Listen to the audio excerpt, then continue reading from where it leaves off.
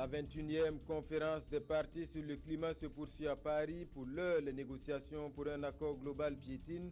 En marge de la conférence, le président Hollande a rencontré les chefs d'État africains.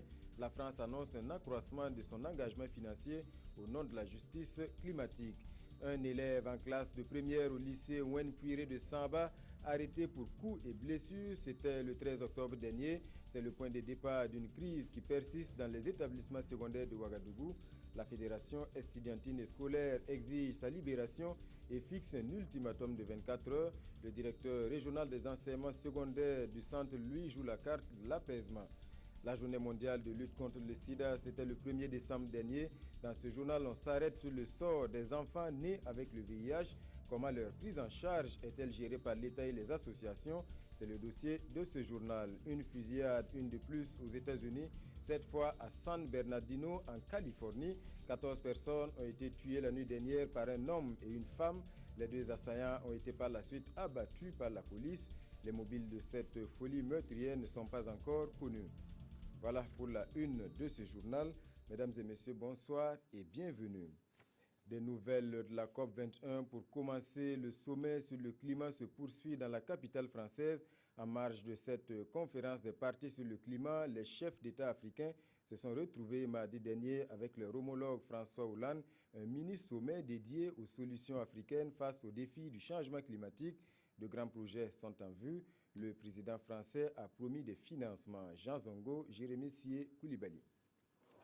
3 points à l'ordre du jour de ce sommet consacré aux défis climatiques et aux solutions africaines. L'accès aux énergies renouvelables, présenté comme une opportunité économique énorme pour les pays du continent. Et le projet de Grande Muraille Verte, destiné notamment à restaurer 50 millions d'hectares de terres dégradées de la Mauritanie à l'Érythrée. En discussion également, l'ensablement du fleuve Niger et la réduction drastique de la superficie du lac Tchad du fait des changements climatiques. Autour de la table de discussion, une douzaine de chefs d'État africains aux côtés de leur homologue français François Hollande. L'objectif commun à tous ces acteurs, placer les solutions proposées par l'Afrique au cœur des négociations de l'accord de Paris sur le climat, engagé dans le cadre de la COP21. C'est une question de justice climatique, estime la présidente de la Commission de l'Union africaine, qui plaide pour un accord ambitieux, juridiquement contraignant et applicable à tous. En entendant d'y parvenir, la France entend assumer ses responsabilités dans le dérèglement du climat, dont les conséquences touchent durement les pays africains. Il y a une dette écologique que le monde, et en particulier le monde développé, doit régler à l'égard du continent africain. Alors la France veut montrer l'exemple et les financements destinés à la lutte contre le changement climatique à l'échelle globale passeront donc de 3 à 5 milliards d'euros par an et nous contribuons ainsi, avec notre aide publique bilatérale, à atteindre ces fameux 100 milliards qui ont été fixés comme condition même pour qu'il y ait un accord à Paris. 6 milliards d'euros seront mobilisés dans l'Hexagone entre 2016 et 2020 pour soutenir les pays du continent dans leurs efforts d'adaptation au changement climatique. Ce qui est en jeu, c'est la paix, la sécurité et la stabilité en Afrique. La rencontre s'est achevée par un appel à une mobilisation mondiale, entre autres, pour avoir des financements additionnels, plus souples et plus simples à mettre en œuvre pour aider l'Afrique à relever le défi du dérèglement climatique. Ce communiqué de la Direction générale du protocole d'État pour poursuivre à l'occasion de la cérémonie officielle de lancement des travaux de construction de l'échangeur du nord de la ville de Ouagadougou, placé sous le haut patronage de son Excellence, Monsieur le Premier ministre, chef du gouvernement. La Direction générale du protocole d'État convie les personnalités invitées dans l'enceinte de l'ex-Sonabrib à côté du service d'hygiène et de santé publique demain, vendredi 4 décembre 2015, à partir de 7 h. L'heure limite d'arrivée est fixée à 8 h 30. 4 jours après les élections couplées législatives et présidentielles, les observateurs continuent de produire leur rapport. Cette fois, c'est la Ligue pour la défense de la justice et de la liberté qui livre ses conclusions. La LIDGL juge le scrutin transparent et libre. Toutefois, elle estime que l'organisation reste perfectible pour éviter à l'avenir les dysfonctionnements relevés ça et là. Salifou Belem, Sibidi Issa Lankwande. La LIDGL, la Ligue pour la défense de la justice et des libertés, décortique le double scrutin présidentiel et législatif du 29 novembre. Elle a déployé 50 observateurs dans 5 régions du pays, ce qui lui permet aujourd'hui de donner son appréciation. Les résultats qui sont sortis des urnes reflètent l'opinion donc de notre peuple, étant acceptée par tous les acteurs de la société civile et nous-mêmes, défenseurs des droits humains ayant déployé des hommes sur le terrain, est à l'honneur de l'ensemble de la classe politique, à la société civile burkinabé, qui, main dans la main, ont permis la tenue de ce scrutin. Selon les conférenciers, le processus électoral dans son ensemble s'est bien déroulé, même si quelques problèmes ont été enregistrés. Mais ces difficultés n'entachent en rien la crédibilité du scrutin et la LIDGL de formuler des recommandations pour l'amélioration des prochaines élections. Il s'agit de recommander à la CENI de veiller particulièrement à la répartition du matériel, d'être plus regardant sur le déploiement du matériel. Il y a aussi la mise en adéquation donc, du fichier électoral. Toutefois, la Ligue félicite la CENI pour avoir tenu le pari de livrer les résultats à jour J+1 comme prévu. Elle salue également l'acceptation des résultats par tous les candidats. Il s'appelle Arnaud Kissou, élève en classe de première au lycée Wenpuire de Samba. Le 13 octobre dernier, il a été arrêté et déféré à la maison d'arrêt pour coups et blessures. Depuis, c'est la crise dans les établissements secondaires de la capitale. La Fédération estudiantine et scolaire pour l'intégrité au Burkina dénonce cette arrestation et fixe un ultimatum de 24 heures pour sa libération. Explication Issaka Ouedraogo, Nathalie Sawadogo. La FESIBF, la Fédération estudiantine et scolaire pour l'intégrité au Burkina Faso, exige la libération provisoire de leur camarade Kissou Anol de la classe de première D du lycée Wenpuire de Samba. Arrêté le 13 octobre dernier, il a été référé à la maison d'arrêt et de correction de Ouagadougou le 14 octobre 2015. Suite à un conflit qu'opposait la mère d'Arnold aux cieux de M. Tendrebego, le conflit s'est donc transformé en un règlement de compte entre les deux familles qui malheureusement habitent dans la même zone et partagent donc les mêmes espaces de travail. C'est ainsi qu'un de ces 4 matins, le 1er octobre, l'élève Arnold passa sur la grande voie devant l'atelier du sieur Tendrebego, fit l'objet d'une agression verbale de ce dernier, allant même apporter atteinte à l'intimité et à la dignité de sa mère. Arnold répliqua physiquement. Le lendemain, M. Tendrebego revient cette fois-ci avec des ordonnances faisant office d'un coma de 21 jours, suite à l'altercation entre lui et Arnold. En plus de cela, une convocation s'en ajoute. Conséquence, les élèves du lycée Wenpuire de Samba se sont manifestés et la nouvelle fut propagée, conduisant tous les élèves de la ville de Ouagadougou à abandonner les cours pour exiger sa libération. Nous nous plaidons pour qu'ils puissent avoir la liberté provisoire de reprendre les cours en attendant que la procédure judiciaire puisse suivre son cours. Nous demandons à ce que notre camarade soit libéré au plus tard demain soir. La FESIBF interpelle les autorités à se pencher sur la question afin que leurs camarades détenus aient la liberté provisoire et que tous les élèves puissent reprendre le chemin de l'école. Et face à cette situation, les premiers responsables des enseignements secondaires et supérieurs jouent la carte de l'apaisement. Le directeur régional du centre déplore la situation et appelle les élèves à la retenue. Il s'exprime au micro de Amadou Ilboudo et Nathalie Sawadogo. Ici, nous avons constaté un matin qu'il n'y avait pas cours, mais que ce sont des jeunes qui font le tour des établissements et à l'aide de cailloux ou de pétards ou avec les bruits de moto perturbent l'établissement, donc de façon violente pour obliger les élèves à sortir des classes. Avant-hier mardi, nous avons eu un drame, il faut le dire, parce que un de ses élèves qui conduisait une moto, où ils étaient 3 sur la moto, a eu un accident de circulation et il a perdu la vie. Et c'est un drame qui me permet, encore une fois, d'interpeller les uns et les autres sur la nécessité de la modération, de la pondération, sur l'avantage du dialogue, sur ce genre de mouvements spontanés qui peuvent se comprendre, mais qui ne sont pas la meilleure voie. Nous estimons à notre niveau que la meilleure voie, c'est la réconciliation entre les deux familles. Le plaignant lui-même est venu chez moi à domicile et me dire que lui, il retirait sa plainte. Alors, pourquoi après toutes ces démarches, l'affaire ne s'est pas réglée? C'est ce que nous constatons tous avec dommage. Faut-il donner des instructions à la justice ou faut-il que la justice soit autonome? Pour que la justice soit indépendante, il faut qu'elle travaille elle-même en quiétude. Mais moi, en tant que citoyen, je dirais même en tant que responsable de l'enseignement secondaire, je n'ai aucun moyen de pression sur la justice. Donc je ne peux pas dire que la justice entendra ou n'entendra pas les propos de la FECIBF.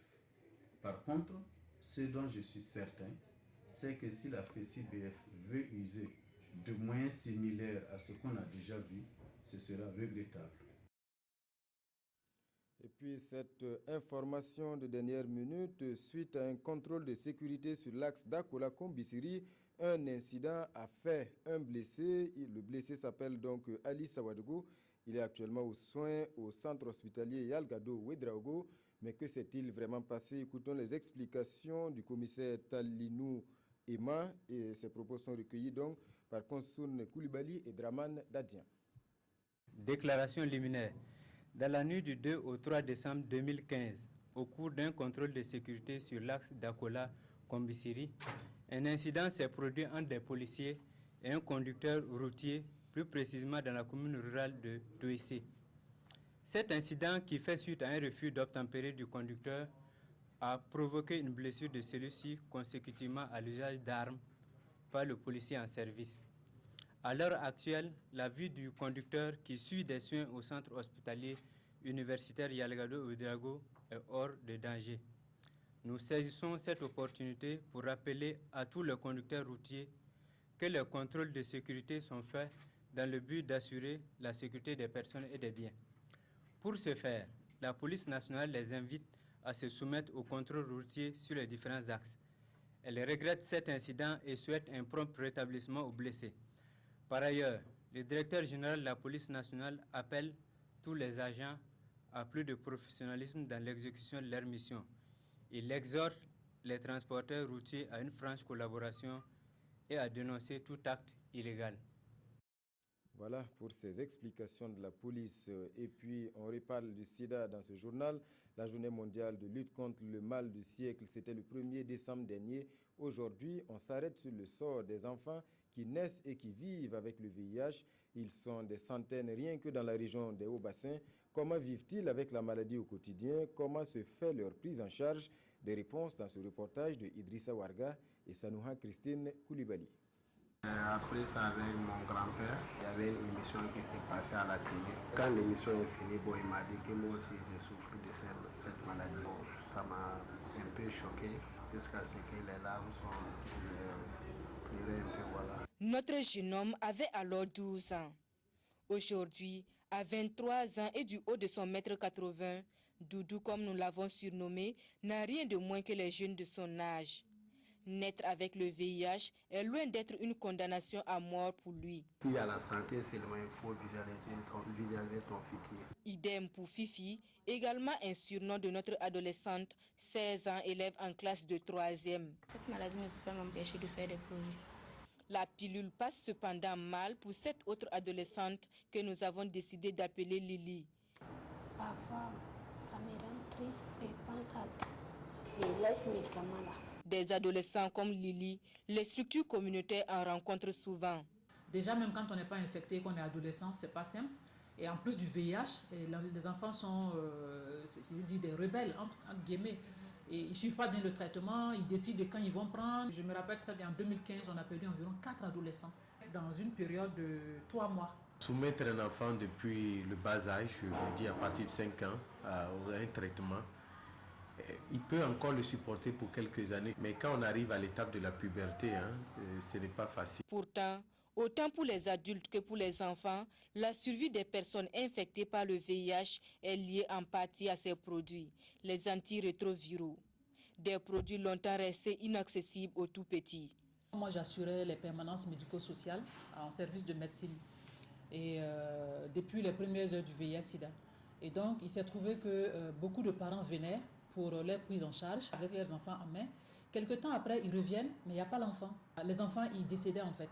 Parce qu'il n'y avait même pas de traitement pédiatrique. C'était des traitements pour les adultes qu'on cassait, on divisait en deux et on diluait pour donner aux enfants. Ça, c'était dans les années 98-2003. Entre l'adulte et l'enfant, les politiques ont priorisé l'adulte jusqu'en 2004. L'argument qu'on donnait, c'est que c'est les adultes qui s'occupent des enfants, mieux vaut qu'ils soient en bonne santé. J'ai failli déprimer. Vous voyez, tout ça, c'est des tests d'enfants séropositifs qui sont morts parce qu'il n'y avait aucun traitement. Un ensemble de faits qui sont à l'origine de la création de l'association Espoir pour demain en 2003. Elle a pour priorité le plaidoyer en faveur des enfants et leur accompagnement, tant sur le plan social, psychologique que scolaire. Grâce au plaidoyer, on a pu avoir les premiers traitements avec un programme français qui s'appelle le JPESTER, qui en son temps a disponibilisé 100 traitements pour les enfants.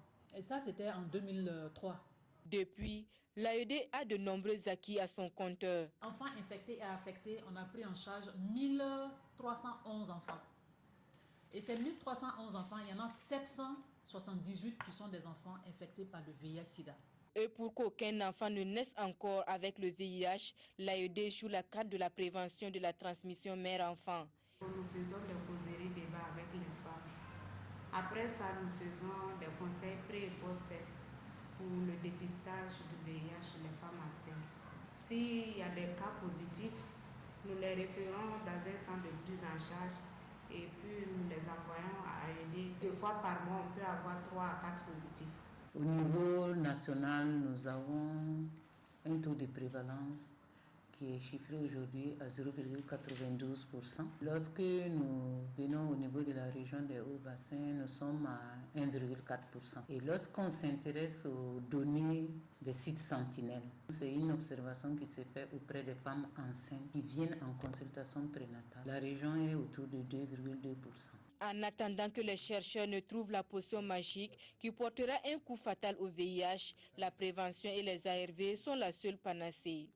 Et dans un contexte de raréfaction des ressources, les enfants inscrits à l'AED lancent un appel à toutes les bonnes volontés à soutenir cette association pratiquement à bout de souffle. Un soutien qui lui permettra de continuer à donner de l'espoir et la joie de vivre aux 778 enfants infectés dont l'association a la charge. Voilà pour le sort des enfants infectés par le VIH à Bobo-Dioulasso. Agriculture à présent, et là, si le plus grand défi, c'est de produire en quantité pour assurer la sécurité alimentaire. L'autre grand défi, c'est le stockage et la conservation des récoltes. Les pertes sont souvent énormes à ce niveau. L'USAID finance au Mali et au Burkina un projet qui fait la promotion de nouvelles technologies de stockage et de transformation. Explication, Yacouba Gamene, Draman Guéné. Ils sont une vingtaine de formateurs ici de 6 structures agricoles du Burkina et du Mali. Des formateurs qui reçoivent ici des leçons de bonne gestion des récoltes pour une alimentation saine. Dans un premier temps, nous avons travaillé sur les technologies de production, c'est-à-dire les bonnes pratiques agricoles. Et là aussi, nous avons développé 5 modules. Aujourd'hui, on a 2 modules qui concernent le stockage et la conservation et la transformation. Des modules élaborés après une étude approfondie sur leurs conséquences, a encore l'USAID, le bras financier du projet. Que nous avons pris en compte le besoin de usagers de cette technologie et aussi on a dit que ces modules sont gens sensibles, donc nous devons aussi considérer les impacts de la technologie sur les femmes ainsi que les hommes. Ce sont des technologies post-récolte jugées innovantes par ces formateurs qui auront à leur tour à former des agriculteurs du Burkina Faso et du Mali. Et on s'intéresse à présent à la production de fruits. Le domaine est porteur et offre de belles opportunités dans la lutte contre le chômage. Pour s'en convaincre, on prend la direction de l'île Bouré, dans le centre-sud, non loin de Manga. Dans ce village, le groupement Songtaba exploite 5 hectares et produit des agrumes. C'est un modèle de réussite en la matière. Ibrahima Sombier, Yolande Lompo. Elle a un projet d'ouvrir son propre restaurant avec les recettes générées par la vente des tangelos. Et pour concrétiser son rêve, Rihanna Touwanga vend des tangelos sur l'axe Manga-Kombisiri. Tout comme elle, nombreuses sont celles qui s'investissent dans cette activité. Les clients là aiment beaucoup le tangelo là, et avec papaye. Mais si les clients viennent, ils nous disent que c'est cher. C'est parce que nous achetons cher que nous vendons cher là. On achète les kilos là à 250. Les papayes là aussi à 200, les bananes là aussi à 200.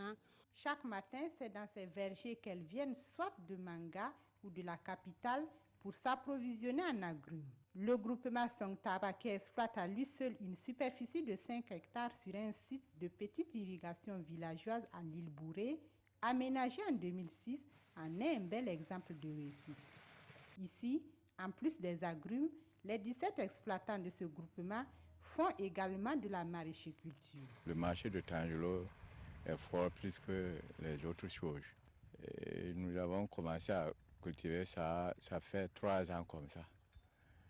Et ça produit 1 ou 2 fois dans l'année. Un pied de Tangelo, quand ça devient grand, ça peut produire 400 kg. Nous n'avons pas les moyens pour payer beaucoup d'engrais. C'est la motopompe. La famille d'Aboubacar Paré raffole du nectar provenant des tangelos et à chaque fois que ce père de famille en a l'occasion, il ne manque pas d'en rapporter chez lui à Ouagadougou. Je crois que c'est un fruit qui est entre l'orange et puis la mandarine, ou je sais pas, voilà, c'est un goût qui me plaît. Et puis on aime ça à la maison, quoi. Une fois dans le sol, ces arbres mettent 2 ans avant de commencer à donner des fruits. Et pour peu que l'État apporte sa contribution, des jeunes pourraient s'investir dans ce secteur, voire s'aventurer dans la fabrique des confitures d'agrumes afin de résorber un tant soit peu le taux de chômage dans la région du centre-sud. Eux sont des partenaires de premier choix des producteurs comme ceux du groupe Songtaba justement. Il s'agit des contrôleurs et inspecteurs phytosanitaires. Ils sont actuellement en formation à Koudougou. Question de mieux répondre aux exigences actuelles de leur métier. Adama Guiti, Oumar Zombré avec la voix de Bouma Ernest Nebier. Les contrôleurs et inspecteurs phytosanitaires constituent le premier rempart dans la protection des consommateurs. Ils veillent à la qualité des produits agroalimentaires aussi bien à l'intérieur qu'aux postes frontaliers, aéroportières et ferroviaires. Afin de leur permettre de mieux mener cette activité, ils reçoivent ici une formation. Nous allons revoir ensemble les textes législatifs et réglementaires qui régissent le contrôle phytosanitaire, le contrôle des pesticides et le contrôle de la qualité des produits agroalimentaires d'origine végétale.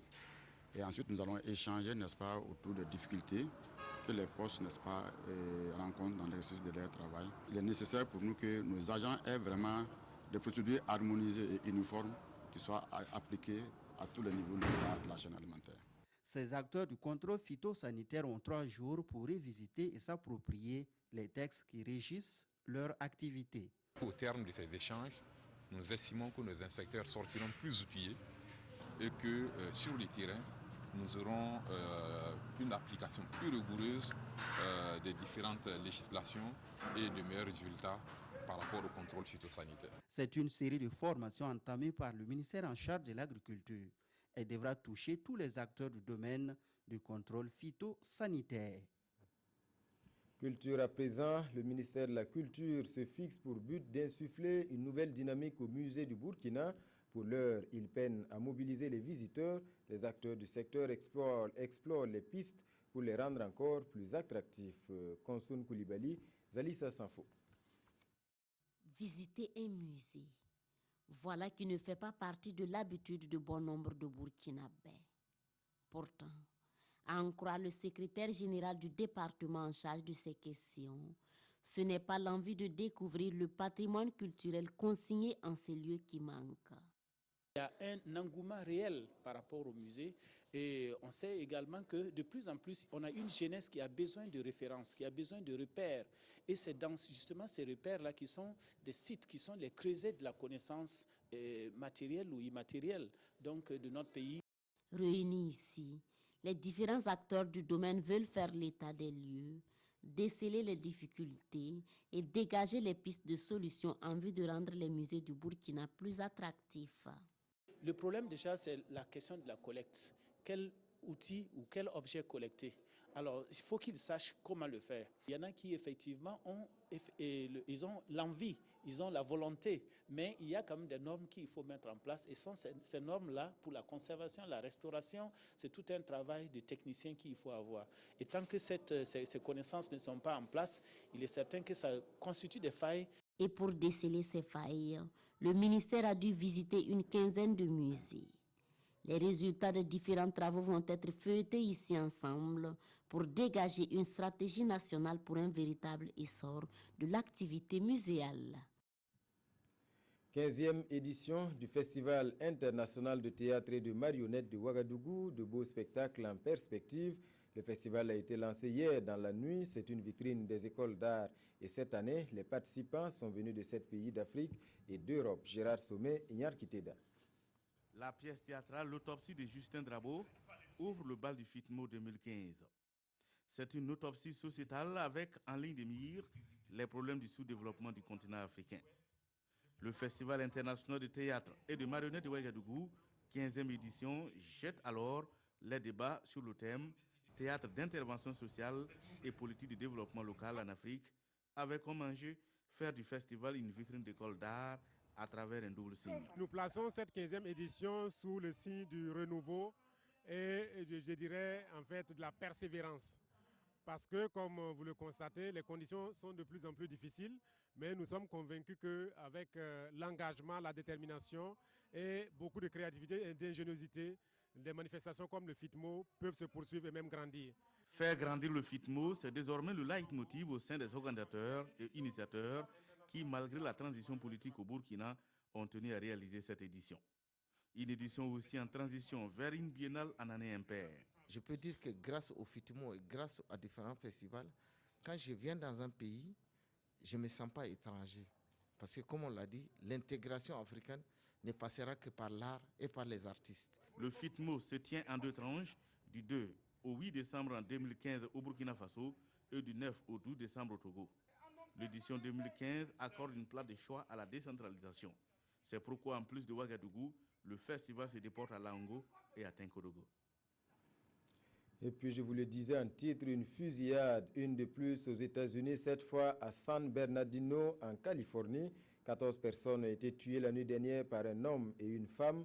Les 2 assaillants ont par la suite été abattus par la police. Les mobiles de cette folie meurtrière ne sont pas encore connus. L'attaque a visé une fête organisée par les employés d'une entreprise de la ville. Aux États-Unis, après une énième fusillade, le mobile des 2 tueurs de San Bernardino est encore inconnu et aucune piste ne semble réellement écartée. 14 personnes ont été tuées la nuit dernière par un homme et une femme, tous 2 abattus plus tard par la police, pendant la fête des employés d'une entreprise de cette ville, proche de Los Angeles. L'un des 2 suspects était à la fête, il est parti tôt car il était apparemment en colère ou quelque chose comme ça. C'est cette piste que nous avons suivie quand nous sommes arrivés à sa résidence, ce qui a mené à une poursuite et au fait qu'il a été abattu par un officier et est maintenant décédé. Les 2 auteurs de la fusillade sont Sayed Farouk, un Américain de 28 ans, employé de la ville, et Tashfin Malik, une jeune femme de 27 ans dont la nationalité n'est pas connue. La communauté musulmane de Californie a fermement condamné cette fusillade et le beau-frère de l'un des tueurs s'est exprimé. Je n'ai aucune idée. Je n'ai aucune idée de pourquoi il a pu faire ça. Je suis choqué moi-même. Le couple est mort dans sa voiture après avoir été pris en chasse sur les routes. Il était vêtu de tenues paramilitaires et lourdement armé. Le Parlement britannique a donné la nuit dernière son feu vert pour des frappes en Syrie. Aussitôt après, la Royal Air Force est entrée en action. Les avions de chasse britanniques ont ciblé la ville de Raqqa, considérée comme le fief de l'organisation État islamique. Les frappes ont visé des installations pétrolières. Quelques heures à peine après le feu vert du Parlement britannique, la Royal Air Force mène ses premières frappes contre l'État islamique en Syrie. 4 tornados ont quitté cette nuit la base d'Akrotiri à Chypre. Ils étaient équipés de missiles guidés par laser censés faire toute la différence selon le Premier ministre David Cameron. L'une des cibles pourrait être Raqqa, la capitale désignée de l'État islamique en Syrie. Des frappes autorisées hier soir par la Chambre des communes. 397 députés se sont prononcés pour les frappes en Syrie. 223 s'y sont opposés. Une large majorité acquise après une dizaine d'heures de débat grâce notamment au ralliement d'une partie de l'opposition travailliste. La revue de presse des quotidiens pour finir. Les journaux dans leur ensemble décortiquent aujourd'hui les résultats des législatives et analysent la configuration du futur Parlement. Aimé Solange, Guigma. Pour le MPP,